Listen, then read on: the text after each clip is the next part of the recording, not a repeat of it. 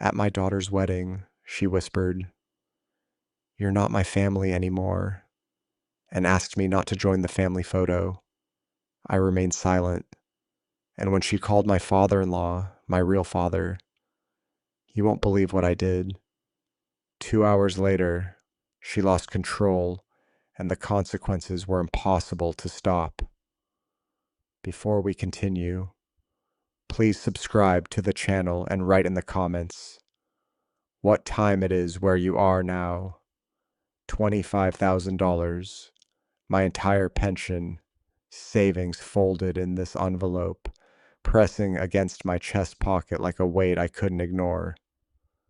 The parking lot at Riverfront Manor stretched before me, a display of wealth that made my 15-year-old Ford look like a relic from another century.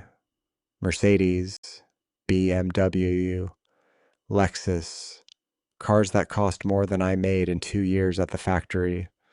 I sat behind the steering wheel, watching elegantly dressed guests glide toward the entrance, women in designer dresses, men in tailored suits that probably cost what I spent on groceries for 6 months.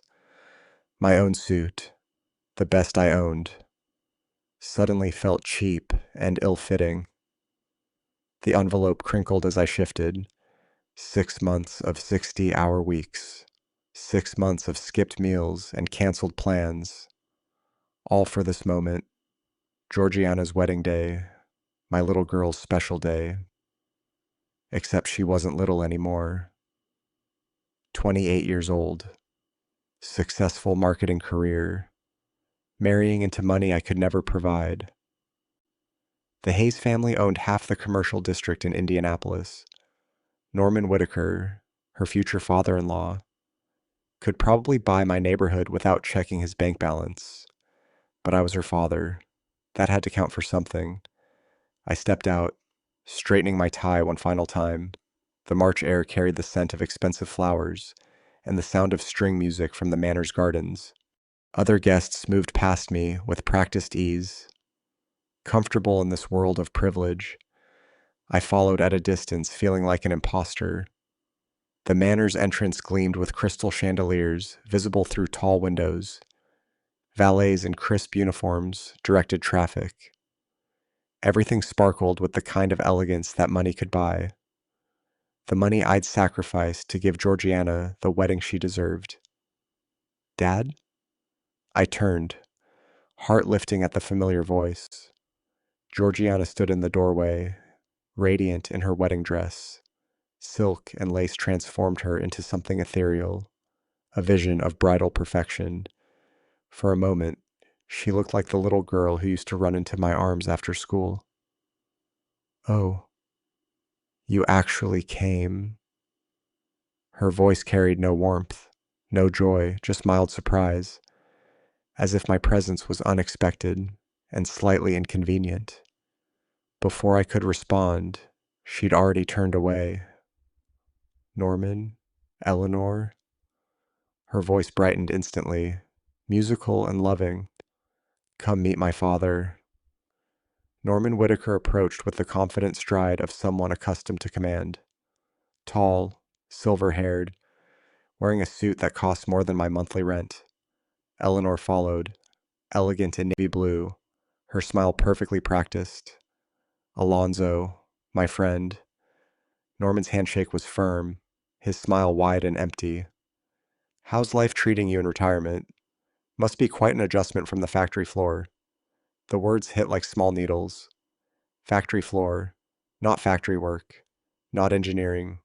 Factory floor, as if I'd spent 30 years pushing a broom instead of designing manufacturing systems that saved his friend's companies millions. "It's been good. I managed. Congratulations on gaining such a wonderful daughter." "Oh, we're the lucky ones," Eleanor chimed in, her voice honey-sweet with underlying steel. "Norman, look how sweet. Our new daughter has such a hard-working father." Hard-working, another diminishing word, reducing 3 decades of skilled labor to the simple muscle and sweat. Georgiana beamed at them, her face glowing with genuine affection.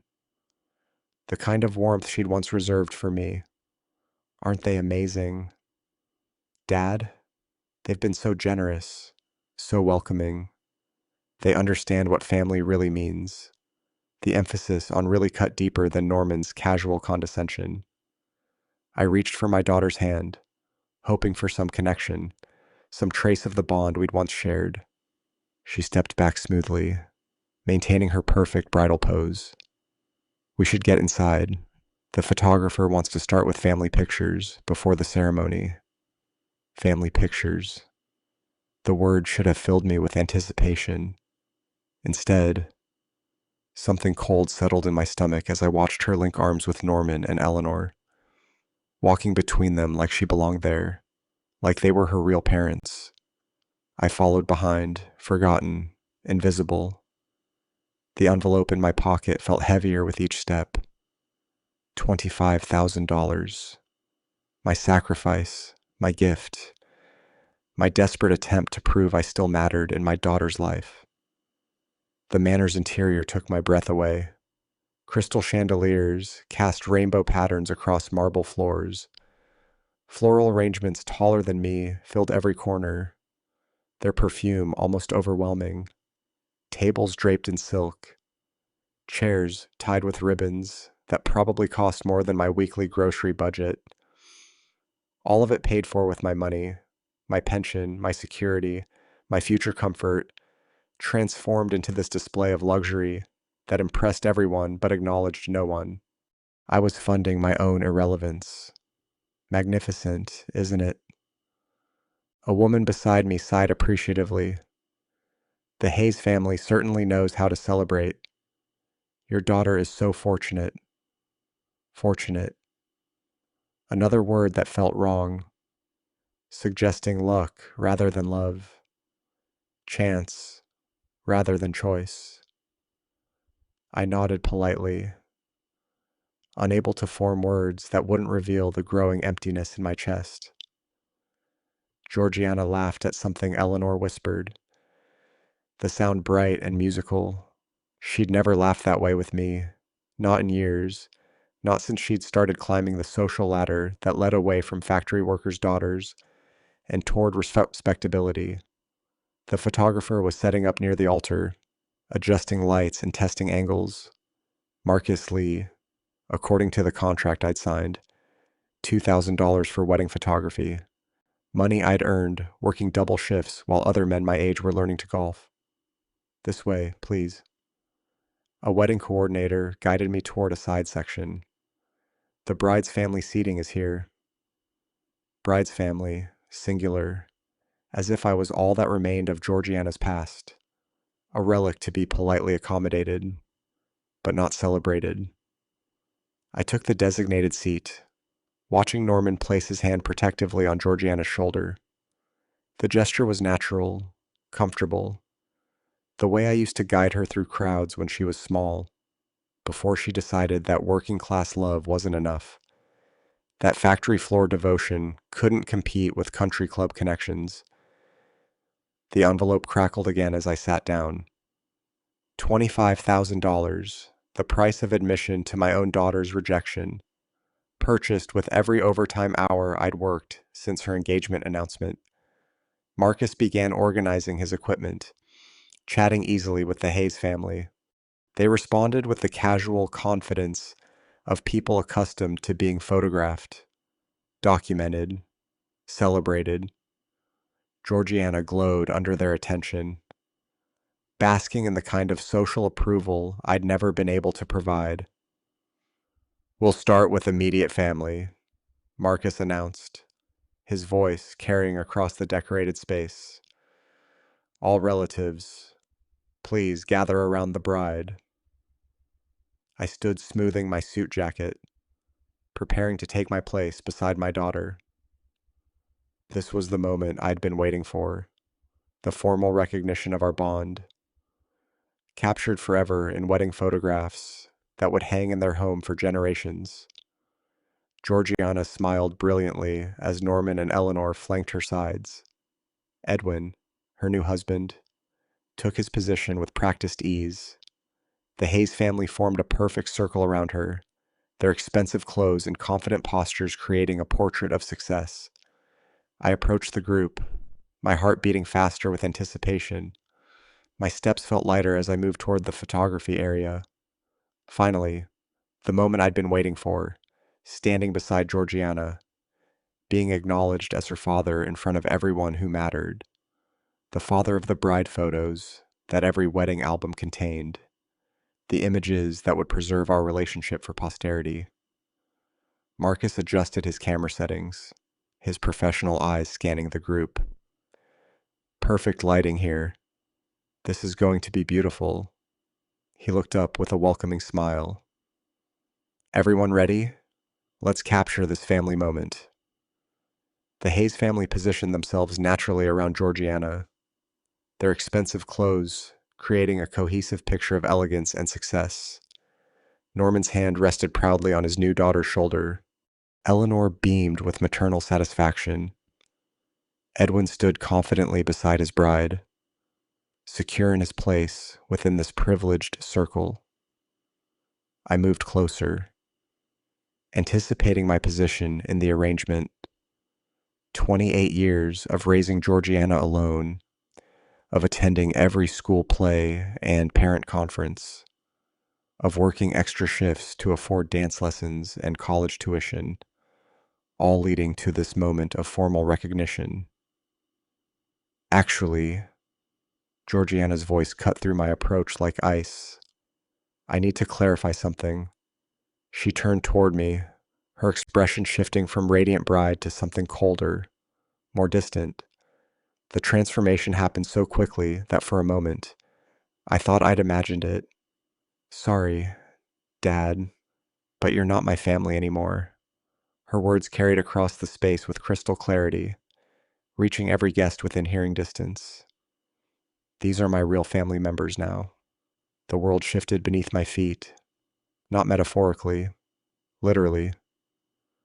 The marble floors seemed to tilt. The crystal chandeliers blurred.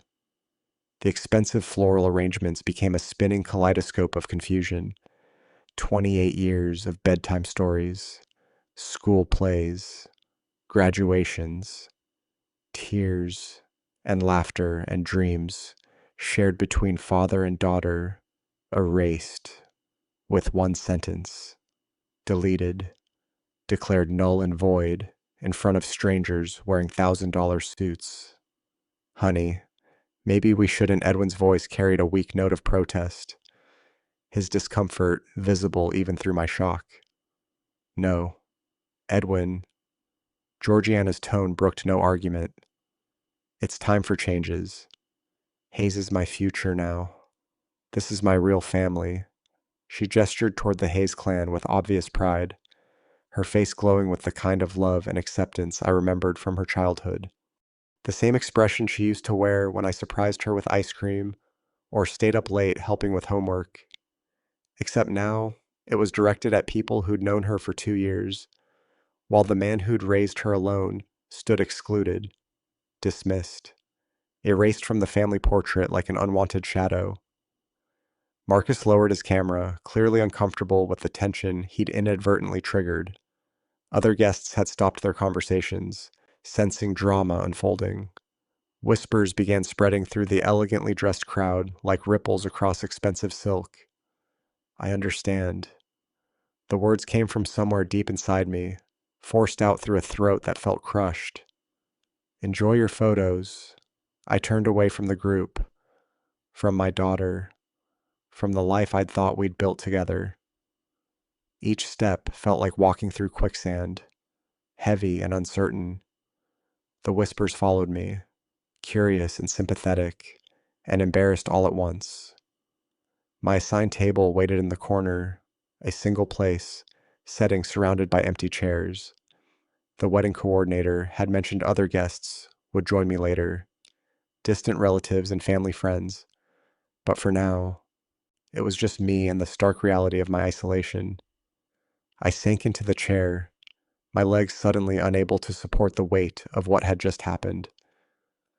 The envelope in my pocket crackled again, mocking me with its substantial weight. $25,000. The price I'd paid to fund my own public humiliation. Behind me, Marcus resumed his photography session.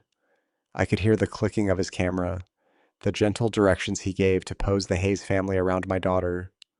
Their laughter carried across the space, warm and inclusive, and complete without me. Beautiful. Now, tilt slightly toward Norman. Georgiana. Perfect. Eleanor. Can you move just a step closer? Excellent. Each click of the camera captured moments I would never be part of, memories that would hang in their homes and albums forever. The official record of Georgiana's new family. The people who mattered in her life now.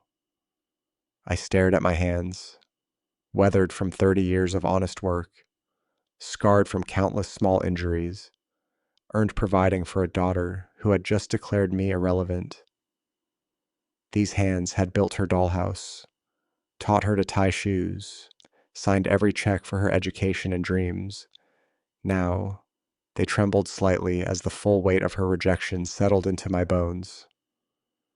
The photography session continued behind me, voices bright with celebration, Norman's deep laugh, Eleanor's gentle corrections, Edwin's confident responses, and underneath it all, Georgiana's voice, musical and happy in a way I hadn't heard in years.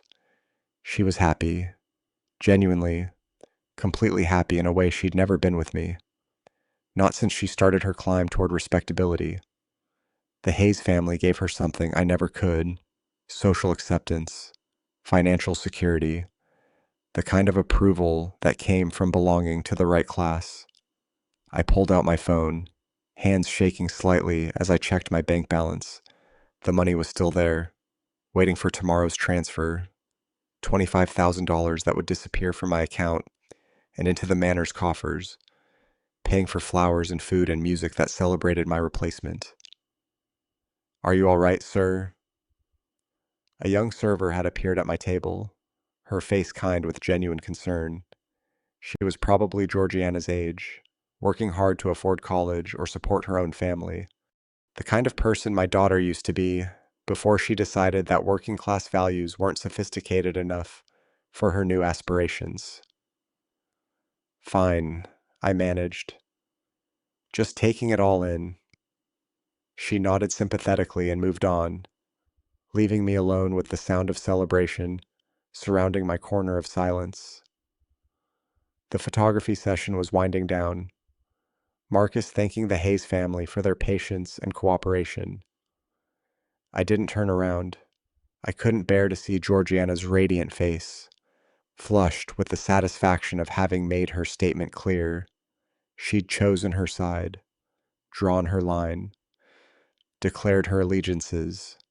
Now I would choose mine. The envelope in my pocket seemed to pulse with possibility. $25,000, my life savings, my security, my future comfort, all sitting in an envelope addressed to a daughter who had just publicly disowned me. But the money hadn't transferred yet. The check hadn't been cashed. The payment could still be reconsidered. I sat very still as the wedding celebration continued around me, my mind beginning to calculate possibilities I'd never considered before. Georgiana had made her choice about family loyalty, about what mattered and who counted and where her heart belonged. Maybe it was time I made mine. The reception began with all the pageantry money could buy. A 12-piece orchestra struck up classical melodies that echoed off the manor's crystal chandeliers. Servers in crisp uniforms circulated with silver trays bearing appetizers that probably cost more per piece than I spent on lunch. I remained at my corner table, a silent observer of my own financial investment. Every detail around me carried a price tag I'd memorized from endless invoices and contracts. Catering, 12,000; flowers, 3,000; band, 4,000; photography, 2,000; venue, 4,000. each expense carved from my pension like pieces of my future, sacrificed for this moment of elegant celebration. Your daughter looks absolutely radiant. An elderly woman at a nearby table leaned over with genuine warmth. You must be so proud to give her such a beautiful wedding. I nodded slowly, watching Georgiana glide across the dance floor in Norman's arms, the traditional father-daughter dance, stolen and gifted to my replacement. Everyone gets what they deserve. The woman beamed, missing the edge in my voice. Oh, how wonderful. Family is everything, isn't it? Some bonds are stronger than others, I replied, my eyes never leaving the dance floor. Norman spun Georgiana gracefully, her wedding dress flowing like expensive cream around them. She laughed at something that he whispered, the sound bright and musical, the way she used to laugh with me when she was small. Before she learned that laughter with working-class fathers wasn't sophisticated enough for her aspirations. My phone buzzed against my leg. Bank notification. The automatic transfer reminder I'd set up weeks ago. Wedding payment scheduled for tomorrow. 9 a.m. $25,000 to Riverfront Manor. 24 hours. That's how long I had before my money became irrevocably theirs. Before my sacrifice became permanent. Before my humiliation was paid in full. I pulled up my banking app with steady fingers. The balance stared back at me. 27,147. My entire liquid worth accumulated over decades of careful saving and overtime wages. Tomorrow, it would drop to 2,147. Enough for groceries and utilities for a few months, if I was careful. The dance ended to enthusiastic applause. Georgiana hugged Norman with obvious affection, then moved to dance with Edwin, while Eleanor wiped tears of joy from her eyes. A perfect family moment, documented by Marcus's camera, funded by my empty bank account. This must have cost a fortune. Another guest approached my table, his voice filled with admiration. You're incredibly generous. I looked up at him, this stranger who understood the wedding's value better than my own daughter. It's educational, he laughed, thinking I was making a joke about expensive lessons in wedding planning. If only he knew how educational this experience was becoming, how clearly it illustrated the price of love, the cost of loyalty, the exact monetary value of 28 years of devoted fatherhood. The orchestra transitioned into dinner music as servers began presenting the first course. Herb-crusted salmon, I remembered from the menu selection. $47 per plate. $47 multiplied by 120 guests. Another $5,600 of my pension served on china that cost more than my monthly car payment. I accepted my plate mechanically, unable to taste the expensive flavors. Around me, guests exclaimed over the quality of the food, the elegance of the presentation, the obvious expense of the celebration. They understood that someone had paid dearly for this luxury. They simply assumed that someone was happy to do so. I remember when my daughter got married. An elderly woman across the table shared nostalgically. Such a special bond between father and daughter. Nothing compares to that moment of giving her away. I cut my salmon into precise pieces, each movement controlled and deliberate. Some daughters prefer to give themselves away. She looked puzzled, but didn't pursue the comment. Returning to her conversation about the beauty of the ceremony, I continued eating, continued watching, continued calculating. Georgiana moved between tables like a gracious hostess, accepting congratulations and compliments with practiced ease.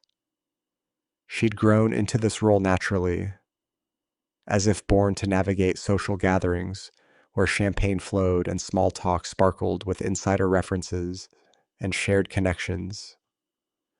When she reached tables near the Hayes family section, her laugh became more genuine, her gestures more animated. When she approached working class relatives and factory friends I'd invited, her smile remained perfect, but grew slightly strained. Her conversation shorter and less engaged. She was editing her past in real time, graduating from one social class to another with the efficient brutality of someone who knew exactly what she wanted and who she had to discard to get it.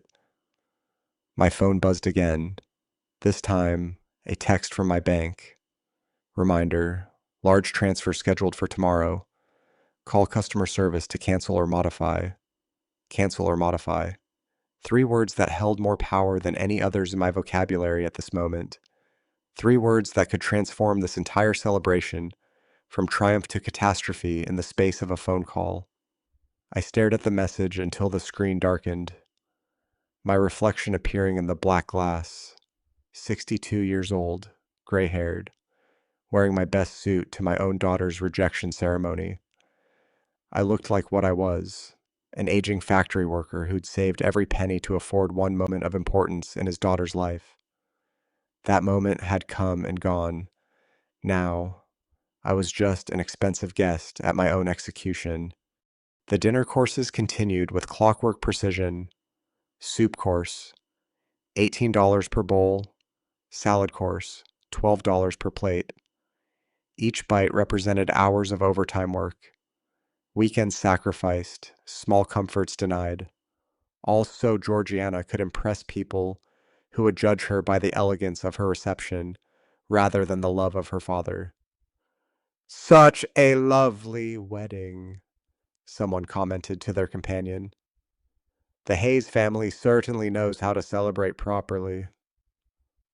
The Hayes family, as if they'd planned and paid for everything, as if their money had transformed the manor into this showcase of elegance and taste, as if I was merely a footnote in their celebration, a working class relative tolerated for form's sake. Marcus moved through the crowd, capturing candid moments between courses. Happy guests, loving family, perfect celebration. His camera never turned toward my corner table, where, but man who'd made it all possible, sat alone with his untouched champagne and growing fury. Eleanor rose from her chair, moving toward the microphone with the confidence of someone accustomed to public speaking. The crowd quieted expectantly, sensing an important moment approaching. Ladies and gentlemen, she began, her voice carrying clearly across the decorated space. I'd like to say a few words about our beautiful new daughter. Our daughter, not Alonzo's daughter who is marrying into our family. Our daughter, as if Georgiana had been born into the Hayes clan and raised in their world of privilege and proper connections. I set down my fork, my appetite completely gone.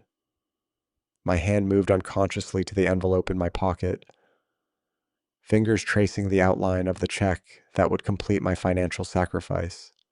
But Eleanor was still speaking, and something in her tone suggested this speech would deliver another blow, another reminder of my irrelevance in Georgiana's new life. I focused on her words, preparing myself for whatever came next.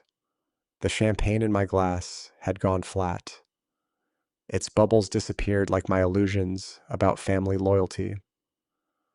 Around me, guests leaned forward attentively, ready to witness another moment of Hayes family eloquence. I waited, my hand still touching the envelope, as Eleanor prepared to deliver what I sensed would be the final insult to my decades of devoted fatherhood. Eleanor's voice faded as she handed the microphone to Georgiana with maternal pride. My daughter rose gracefully, champagne flute catching the light like a crystal beacon. The entire reception fell silent, 200 guests turning their attention to the radiant bride. For one desperate moment, hope flickered in my chest. Perhaps this was my chance for redemption. The traditional daughter's speech, where she thanked her father for his love, his sacrifices, his unwavering support through 28 years of devoted parenthood. Thank you all for sharing this perfect day with us, Georgiana began, her voice confident and musical. I want to recognize the most important people who made this possible. She paused, scanning the crowd with practiced poise. Her eyes swept past my table without acknowledgement, landing instead on Norman and Eleanor at the head table. My grip tightened on my water glass. Norman, you became the real father I needed, the one who showed me what paternal love should truly look like. Her voice carried across the hushed room with devastating clarity. Unlike my biological father, you succeeded where he well. Let's just say you set the bar much higher. Gentle laughter rippled through the crowd, polite, understanding chuckles from guests who thought they were witnessing charming honesty rather than calculated cruelty.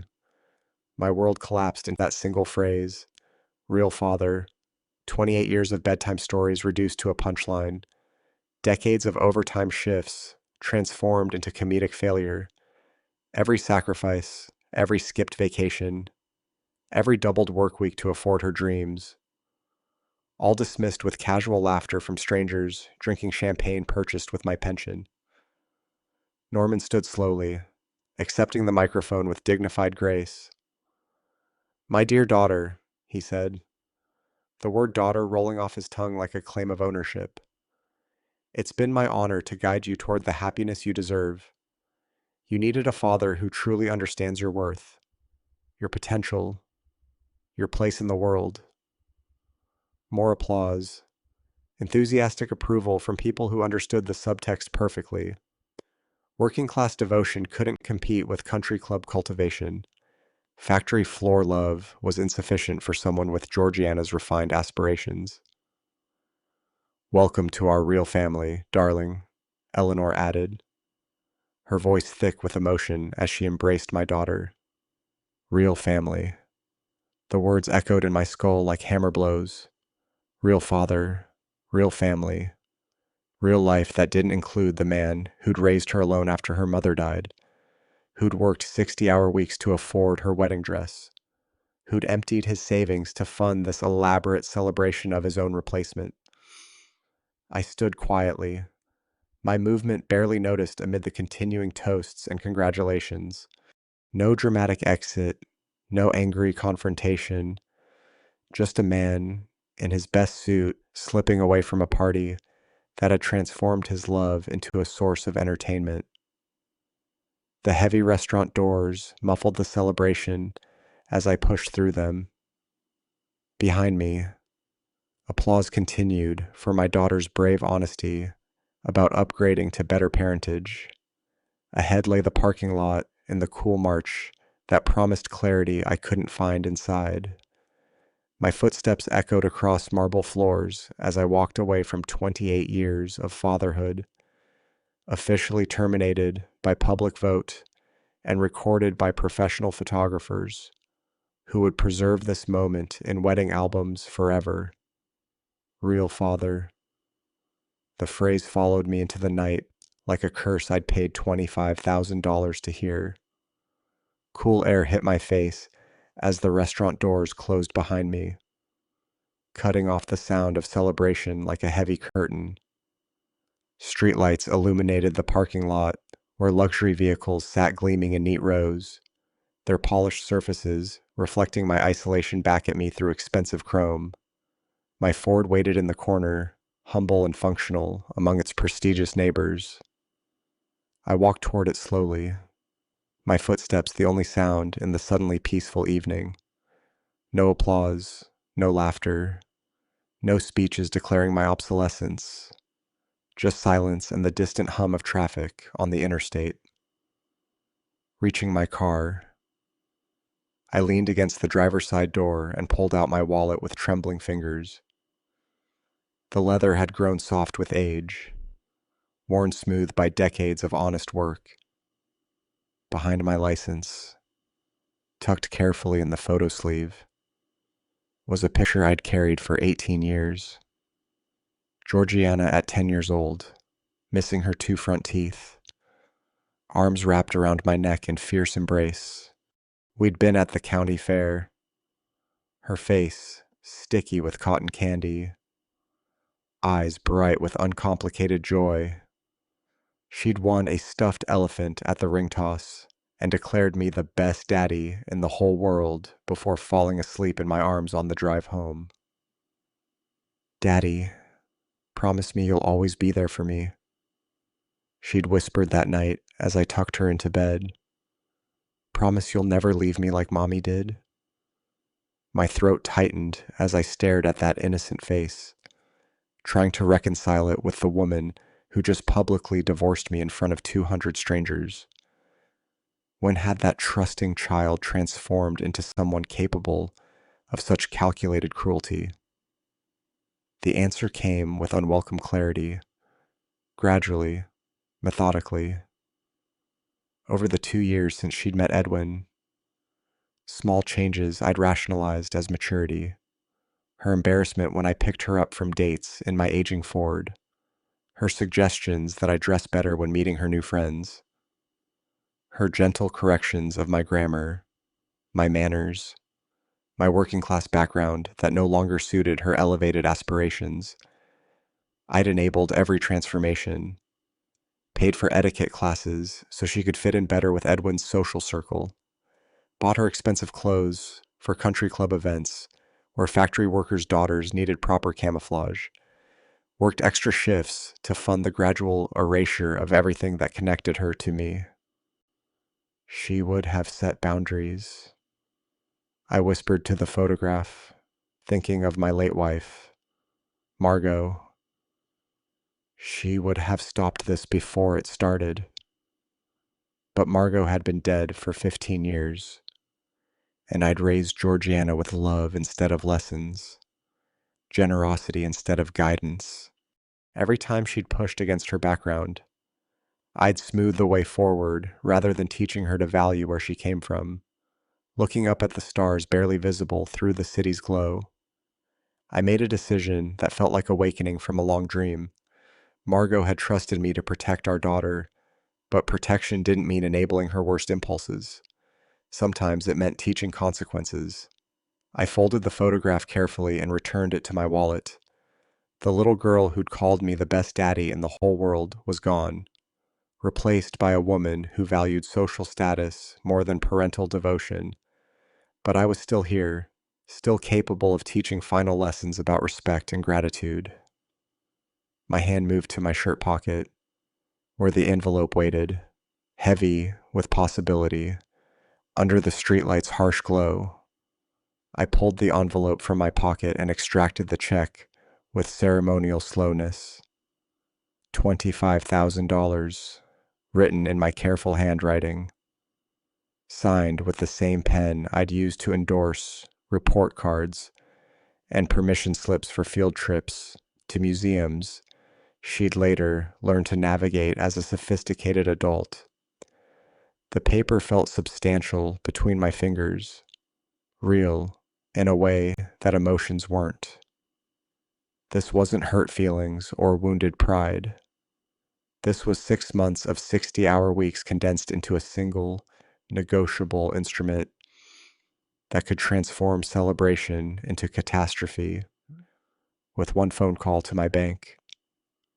I studied my own signature, remembering the moment I'd signed it 3 weeks ago. I'd felt proud then, sacrificial in the way fathers should be when giving their daughters dreams. Now that signature looked like evidence of my own foolishness, documentation of how thoroughly I'd been played. $25,000, I whispered to the empty parking lot. 6 months of overtime shifts, skipped vacations, every small comfort denied. The mathematics were ruthless in their clarity. 12,000 for catering that would feed people who'd laughed at my inadequacy. 3,000 for flowers that would wilt tomorrow, while my humiliation lived forever in professional photographs.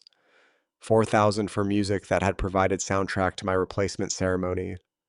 Each expense had seemed reasonable when I'd imagined walking my daughter down the aisle, dancing the traditional father-daughter dance, being acknowledged as the man who'd made her happiness possible. Instead, I'd funded my own funeral as her father, complete with eulogies delivered by her new family. She wants to treat me like a stranger, I asked the cold March air. Then I'll act like one. The decision crystallized with surprising peace. No anger, no revenge, just the simple logic of cause and effect. Georgiana had chosen to publicly sever our relationship. I was merely honoring her choice by implementing its natural consequences. I tore the check in half with deliberate precision, the sound of ripping paper satisfying in its finality. One piece went into my left pocket, the other into my right, a commitment device that made reversal impossible without conscious deliberation. Deliberation was immediate and overwhelming. For the first time in months, I wasn't carrying the weight of someone else's expectations. No daughter to impress, no in-laws to satisfy, no social obligations to fulfill with money I couldn't afford to spend. I straightened my tie and smoothed my jacket, composing myself for the return performance. This wasn't about revenge or punishment. This was education. The final lesson in a curriculum I'd started 28 years ago when I'd promised to raise a good person. I promised to take care of her, I said quietly, remembering Margot's trust in my own naive good intentions, not to enable her cruelty. Walking back toward the restaurant entrance, I felt calmer than I had all day. Let her show everyone who she really was when the bill came due. Let Norman and Eleanor demonstrate their commitment to their real daughter when financial reality replaced social performance. I reached the heavy doors and paused with my hand on the brass handle, taking one deep breath before re-entering the world I'd just revolutionized. Behind those doors, a celebration continued in my honor, or what had been my honor before I'd reclaimed it for myself.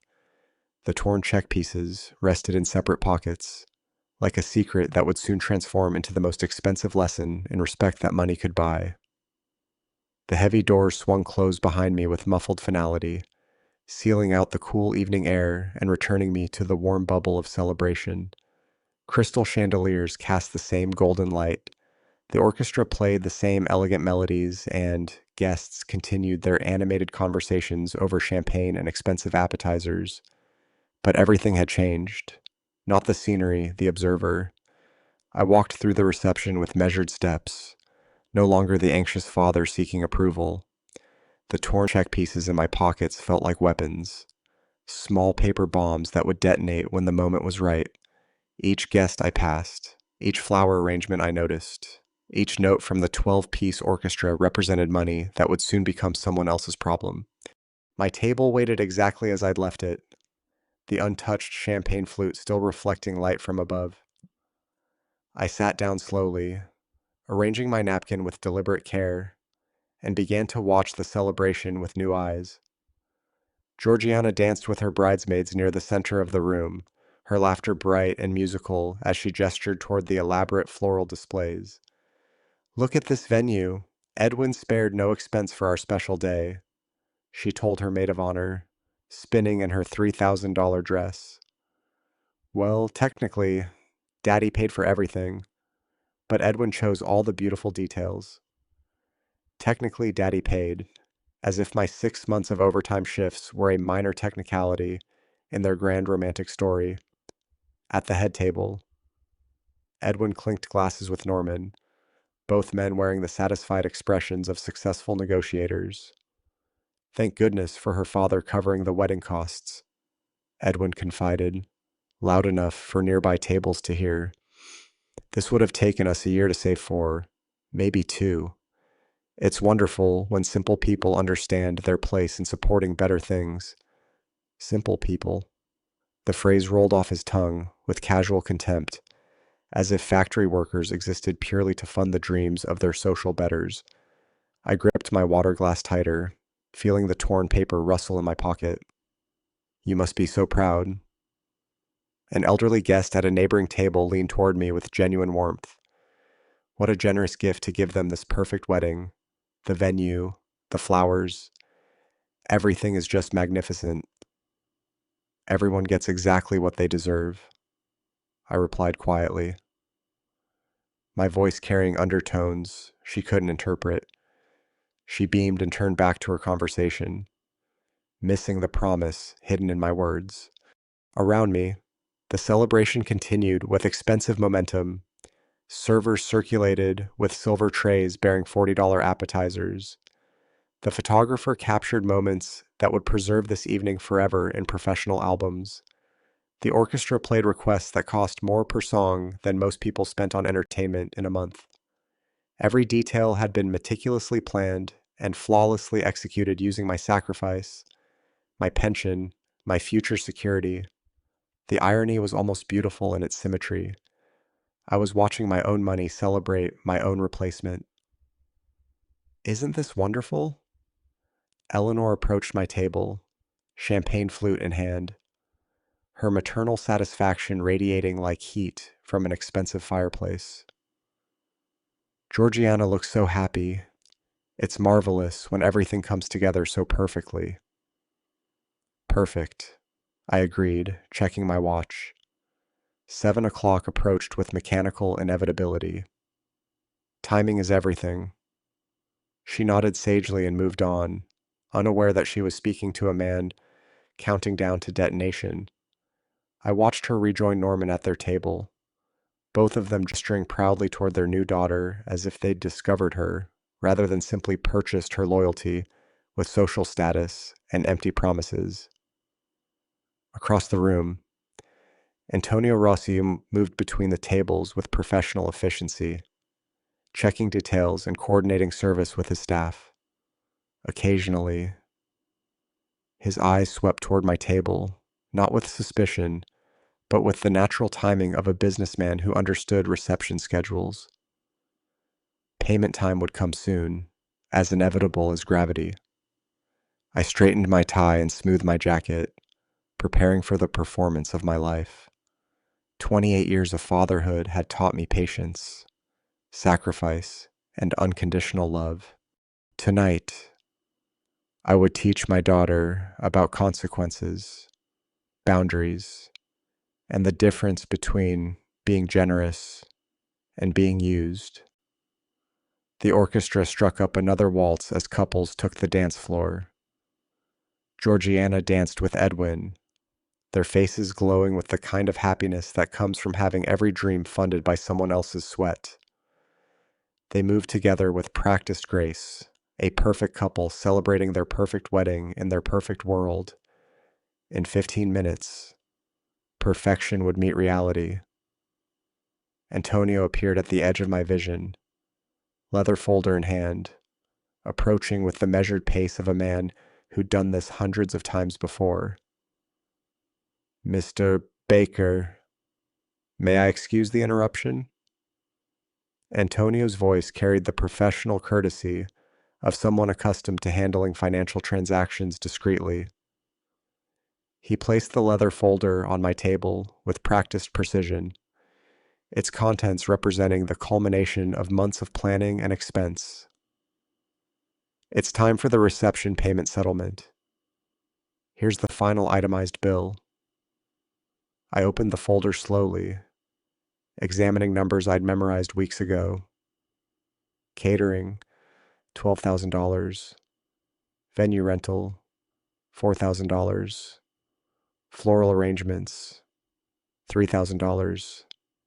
Photography, $2,000. Music and entertainment, $4,000. Each line item represented hours of overtime work, weekends sacrificed, small comforts denied. The total sat at the bottom in bold figures, $25,000. Georgiana glided over from the dance floor, Edwin following at a respectful distance. Her face carried the confident glow of someone who'd never doubted the outcome of any financial negotiation in her life. Dad, you know our arrangement. Her tone was casual, almost dismissive, as if discussing a tip for the parking valet. Time to settle up for the celebration. Everything looks perfect, doesn't it?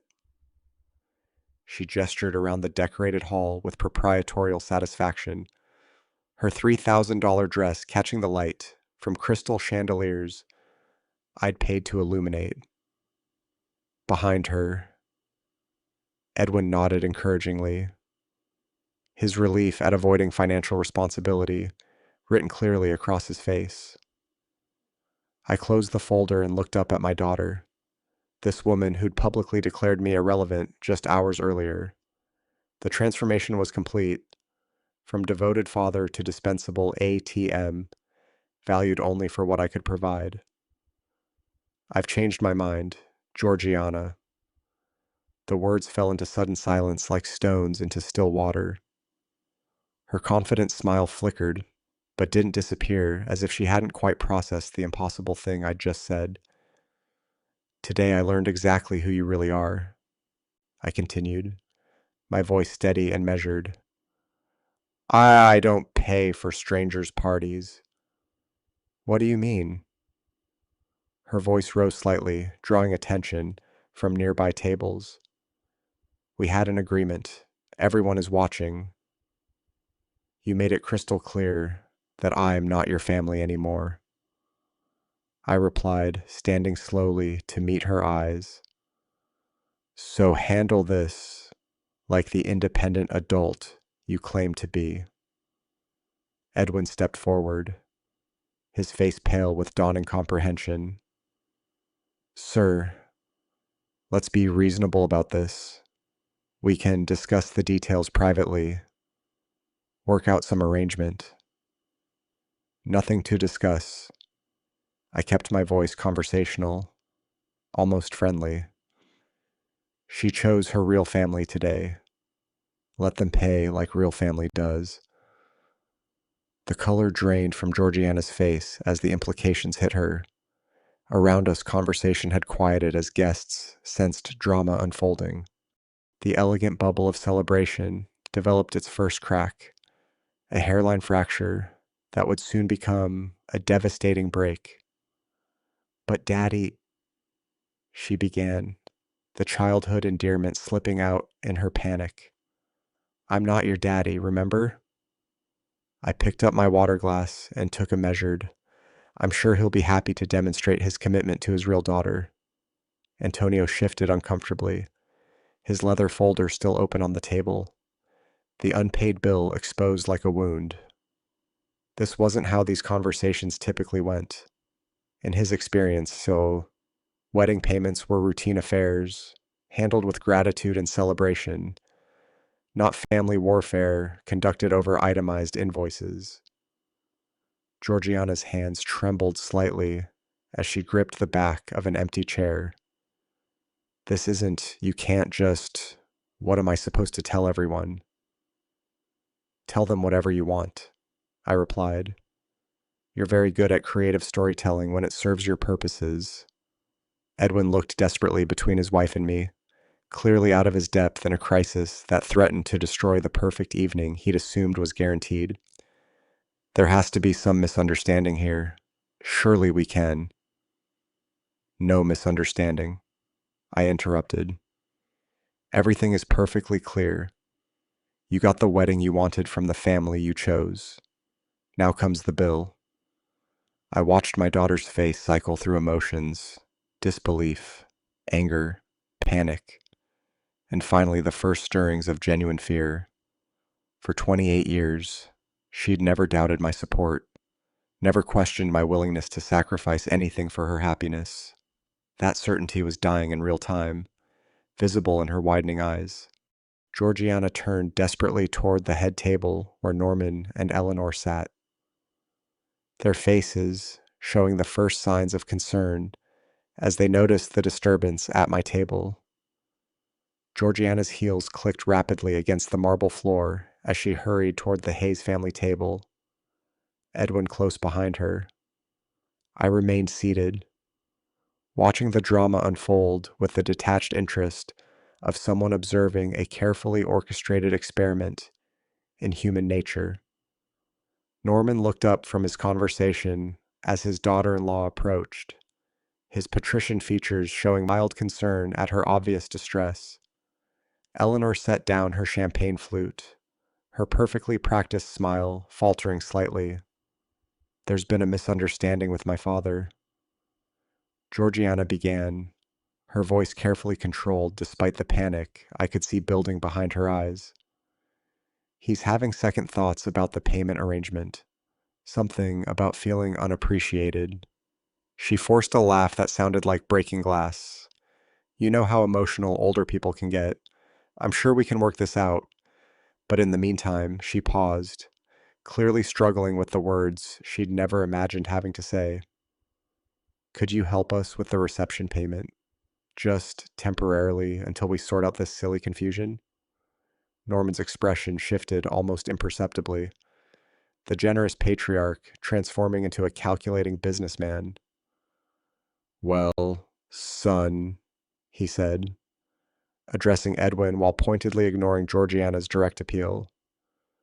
We've already committed quite substantially to your honeymoon arrangements, the European tour, the first-class accommodations. Finances are rather tight at the moment.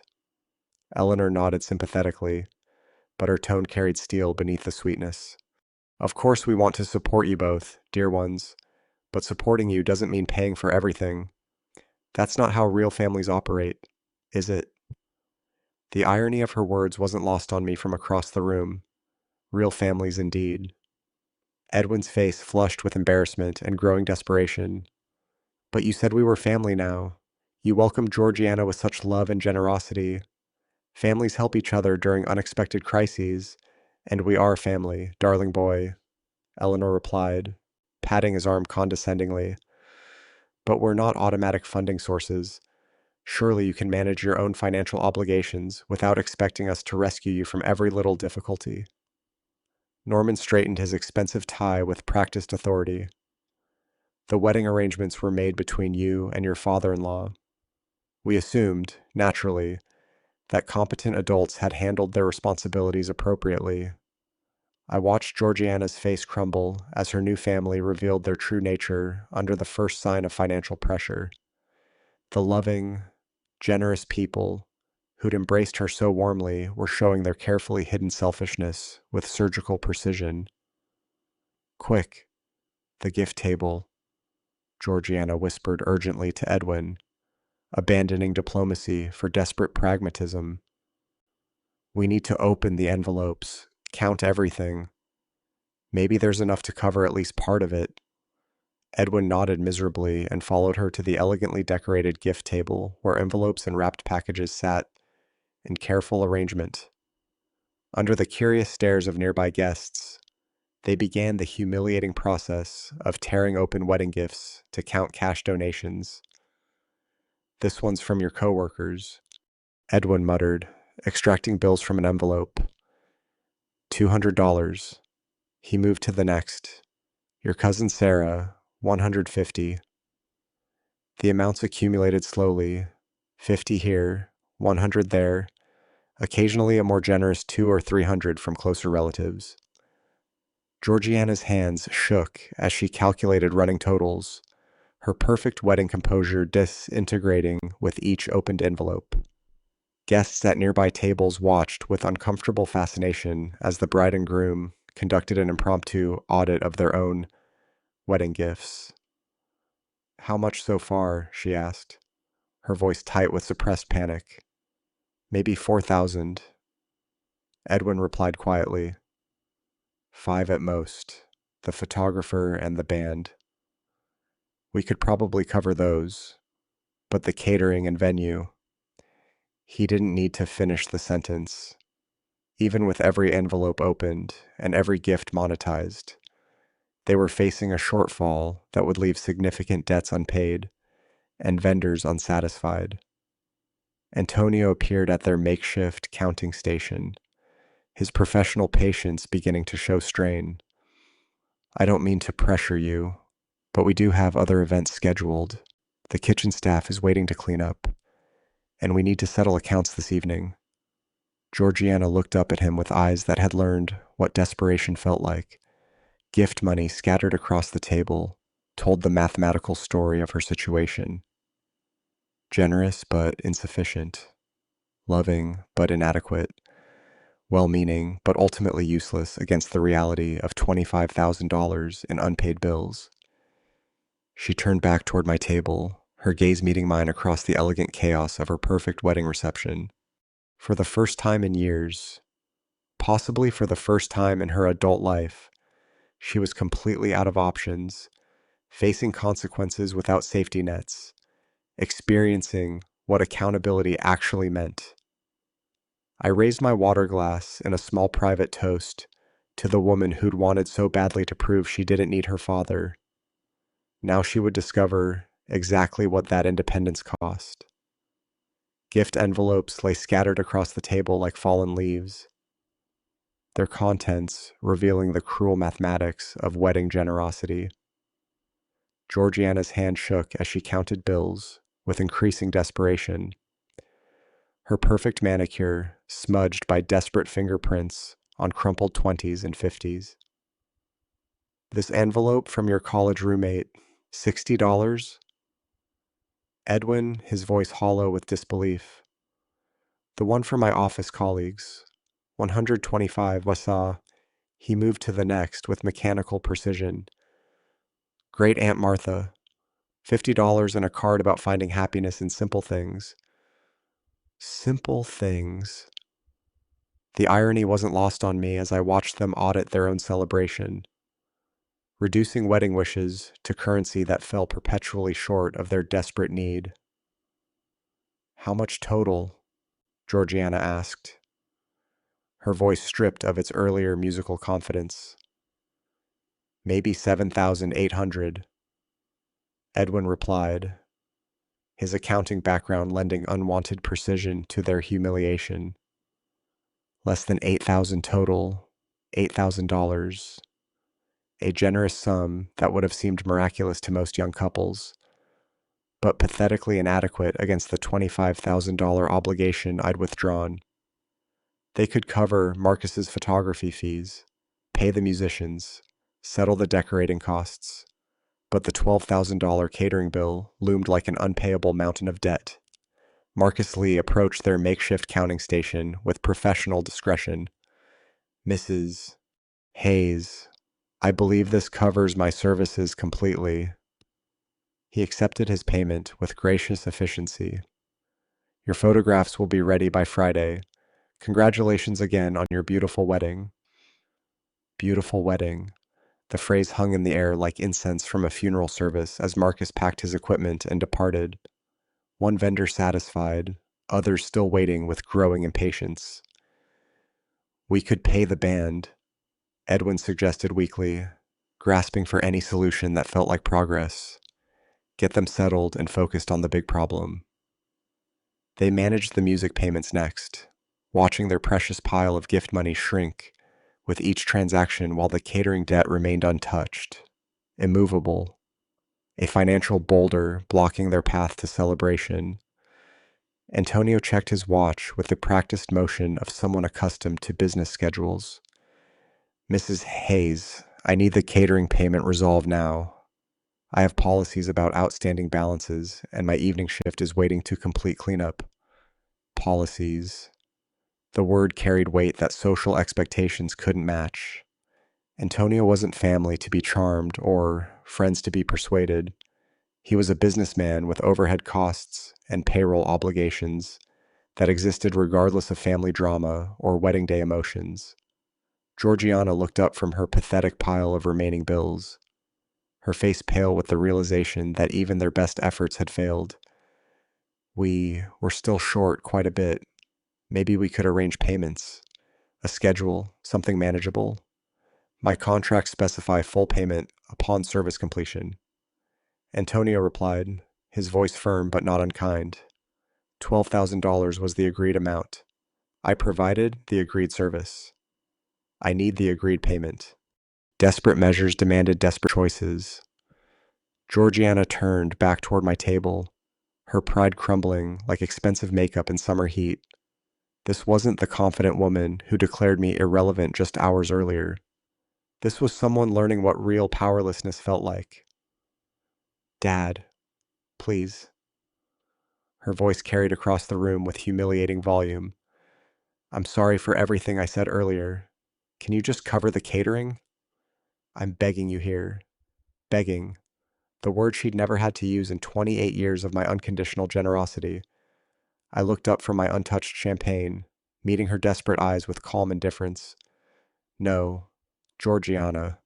My voice carried clearly without raised volume.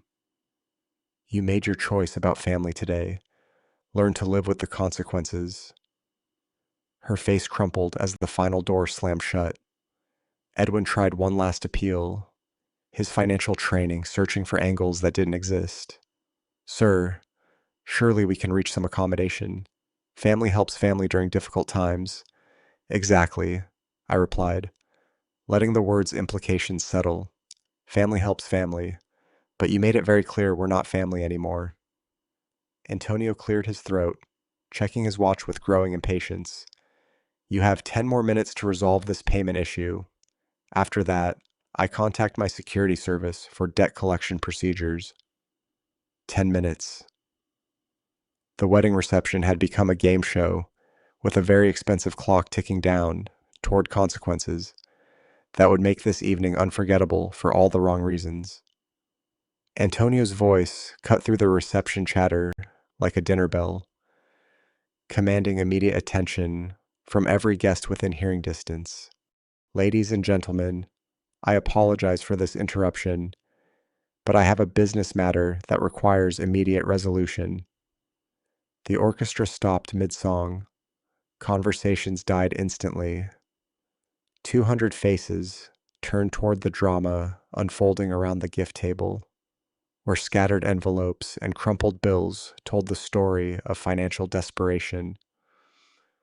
Mrs. Hayes currently owes $12,000 for catering services provided this evening. Antonio announced with professional clarity that made privacy impossible. If this matter isn't resolved within 10 minutes, I'll be contacting security services for debt collection assistance. Silence fell like a heavy curtain.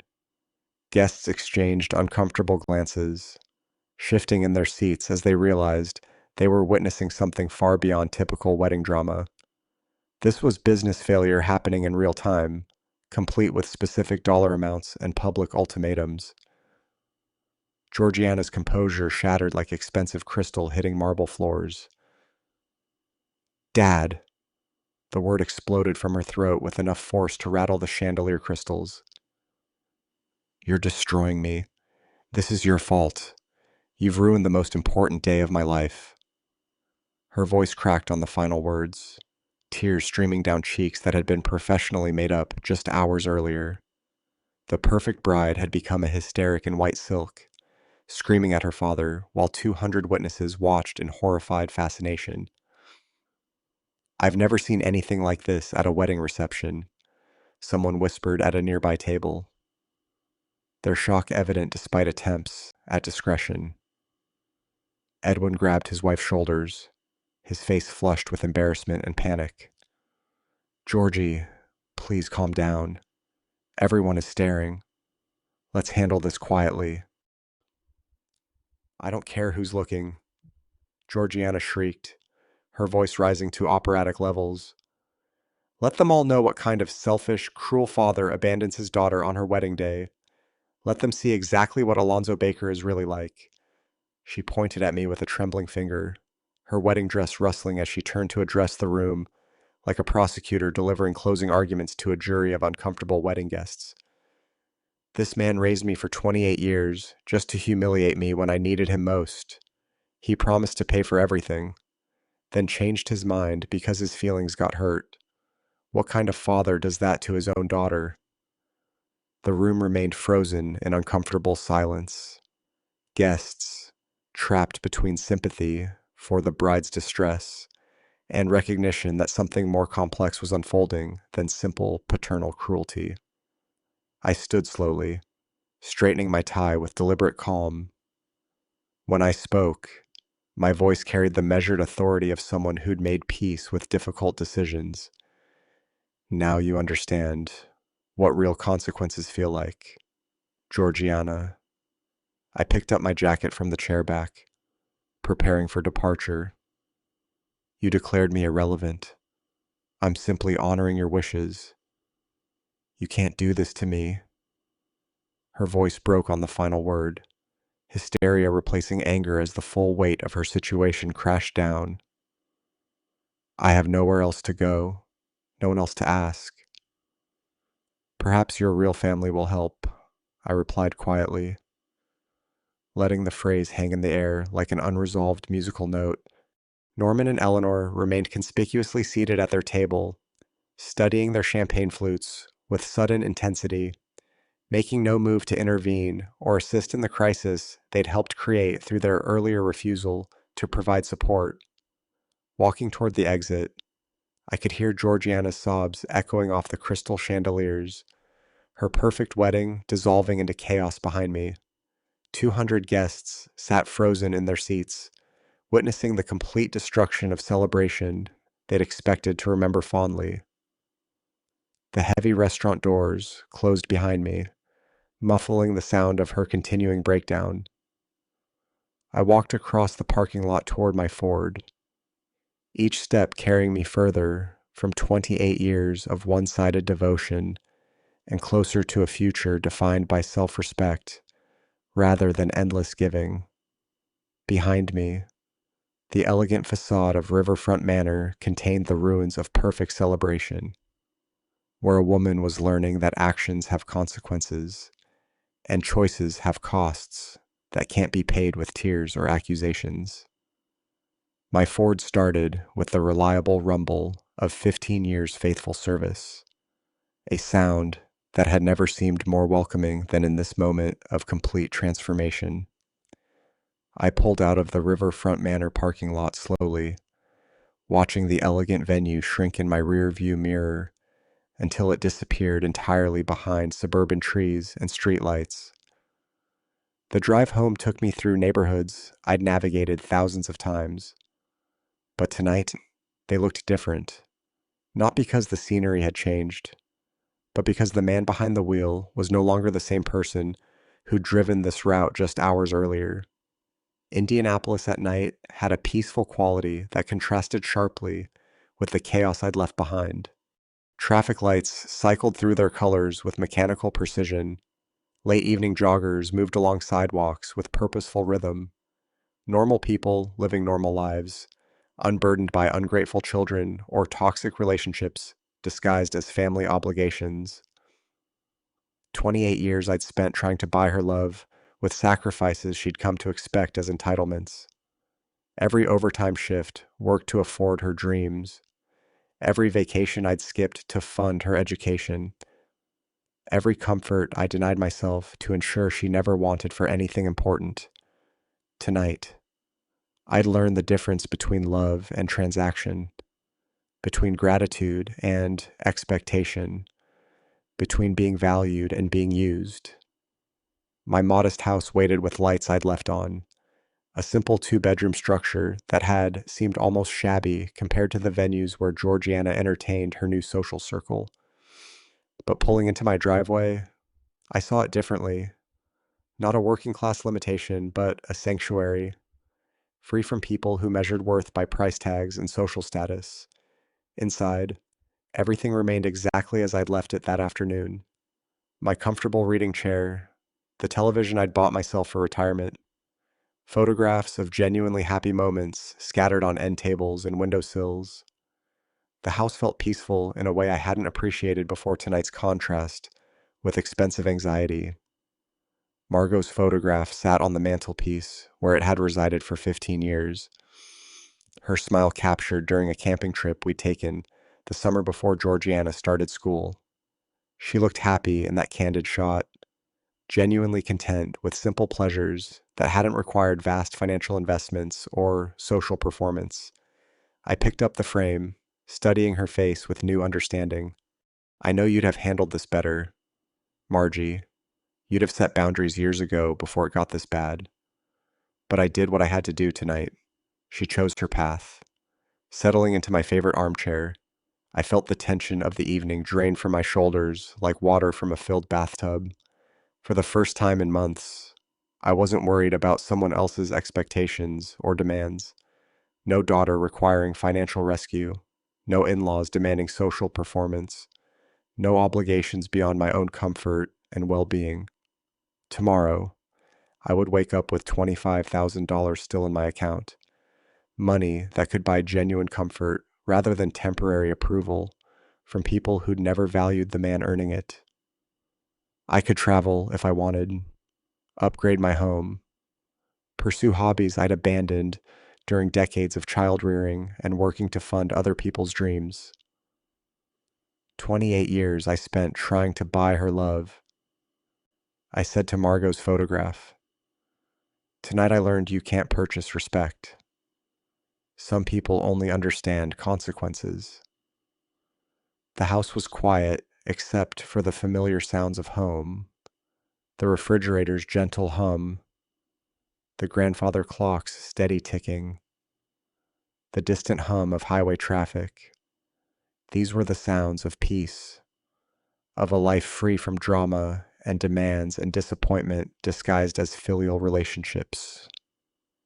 I thought about Georgiana, probably still at the restaurant dealing with the aftermath of her choices. Part of me wondered how she'd resolve the catering debt, whether Norman and Eleanor would eventually step forward to help their real daughter, or if she'd learn to navigate financial consequences without a father to rescue her. But mostly I felt relief, clean, pure relief at being free from relationships built on what I could provide rather than who I was. Tonight had been expensive in ways that had nothing to do with money.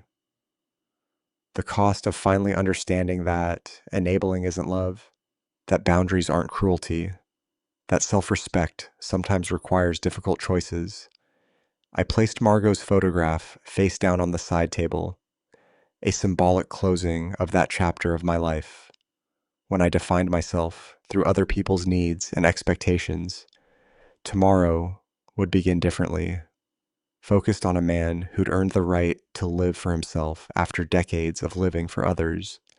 Standing up from my chair, I looked toward the bedroom where my own bed waited, not the guest room where I had retreated during years of walking on eggshells around my daughter's moods and demands, but my own space where I could rest without worrying about someone else's financial crises or social embarrassments. The first night of my new independent life stretched ahead with quiet promise. If you like this story, please like this video, subscribe to the channel, and share your impressions of this story in the comments. To listen to the next story, click on the box on the left. Thank you for watching.